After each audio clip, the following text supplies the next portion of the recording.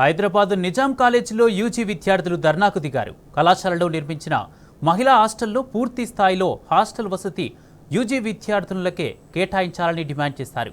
గతంలో ప్రిన్సిపల్ సమస్యలను పరిష్కరిస్తామని హామీ ఇచ్చి మాట తప్పారని మండిపడ్డారు. పీజీ విద్యార్థులకు హాస్టల్ వసతి ఇవ్వడం వల్ల యూజీ విద్యార్థులు బయట హాస్టల్లో ఉండాల్సిన పరిస్థితి ఏర్పడిందని ఆవేదన వ్యక్తం చేశారు.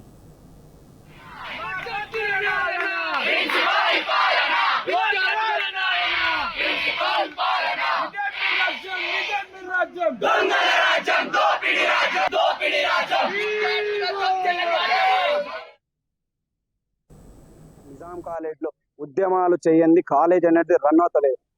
ఈ అసమర్థపు ప్రిన్సిపాల్ వల్ల కాలేజీని అభివృద్ధి చేద్దామనేసి సోయి మాత్రం లేదు. ఇటువంటి మేము గత రెండు రోజుల నుంచి ఇక్కడ నిరసనలు తెలియజేస్తే విద్యార్థుల సమస్యలను పట్టించుకోకుండా అక్కడ ఏసీలలో కూర్చొని ఆయన హాయిగా భోజనం చేసి వెళ్తా ఉన్నారు. ఈ రోజు ప్రధాన డిమాండ్ ఏంటంటే, ఈ రోజు యూజీ బిల్డింగ్ ఏదైతే ఉందో హాస్టల్ కి అది యూజీకే కేటాయించాలి. ఈ రోజు మనం బాయ్స్ హాస్టల్లో చూసుకున్నట్టయితే గర్ల్స్ హాస్టల్లో ప్రతిరోజు వాటర్ సమస్య కానీ ఫుడ్ సమస్య కానీ అనేక రకాలుగా ఈ రోజు నిజాం కాలేజ్ విద్యార్థులు ఇబ్బంది పడతానే ఉన్నారు. ఈ ప్రిన్సిపాల్ వల్ల కేవలం ప్రిన్సిపాల్ కనీసం కూరగాయల ఖర్చులు వెళ్ళతలేవు, మీరు కట్టే డీడీలని ఇట్లాంటి మొండి వైఖరి ప్రశ్నలతోని పిల్లలను ఇబ్బంది పెడతా ఉన్నాడు.